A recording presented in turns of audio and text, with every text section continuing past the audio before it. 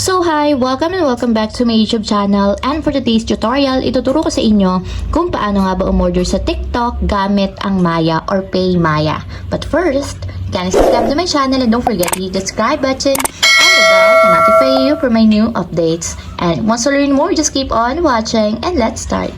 So for today's video, i-open lang muna natin ang ating TikTok account or yung ating TikTok app. And then, pagka-open guys, mula dito sa pinakang homepage, pumunta lang tayo sa pinakang TikTok shop. So, tap natin yung shop. And dito guys, pwede na kayong pumili ng item na gusto nyong i-check out or i-place order gamit ang payment method ng PayMaya. So, for example guys, is magsa-search lang ako ng item. So, tissue. Magsa-search ako ng tissue. And pili lang kayo dito kung ano yung pinakang item na gusto nyong i-place order. So, for example, is i-tap nyo yung item. And then, pagka-tap guys, double check nyo yung reviews and rating to make sure na maganda yung quality na i-place order natin. So, kapag ito na yung gusto nyong i-check out, i-tap na natin yung buy now. And pili kayo dito ng variation kung buy one take one or only one piece. So, ito lang yung pipiliin ko. So, only one piece. So, kapag okay na, tap natin yung buy now. And dito guys, sa order summary, i-scroll up lang natin siya.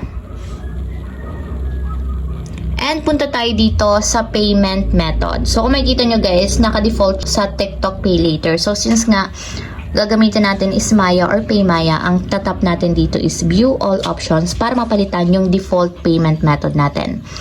So dito guys, hanapin natin yung Maya. So scroll up lang natin.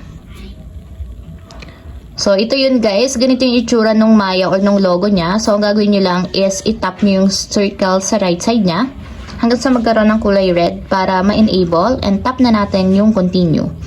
So, para yan yung magiging default payment method natin. And kung mapapansin nyo, andito na siya sa pinakang unahan. So, kapag yun yung itsura niyan guys, ibig sabihin, yan na yung magagamit natin as payment method sa pag-check out ng item. So, kapag okay na guys, tap na natin yung place order.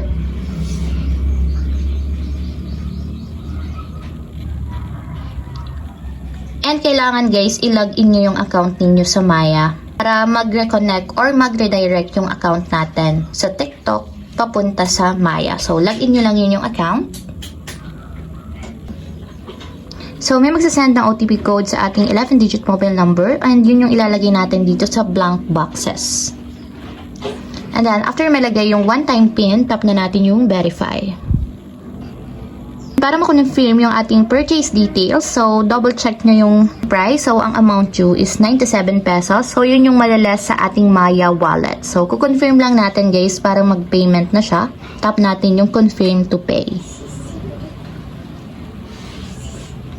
And ayan guys, ito yung pinakang transaction receipt natin or yung transaction details. So, save na lang to para meron tayong reference. So, ayun lang guys, ganoon lang kasimple kung paano nga ba umorder sa TikTok gamit ang Maya account. If you have a question, kindly comment down below and don't forget to hit the subscribe button and the bell to notify you for my new updates.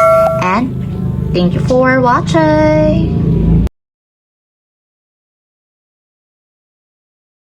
Living life, every day, late at night, not okay.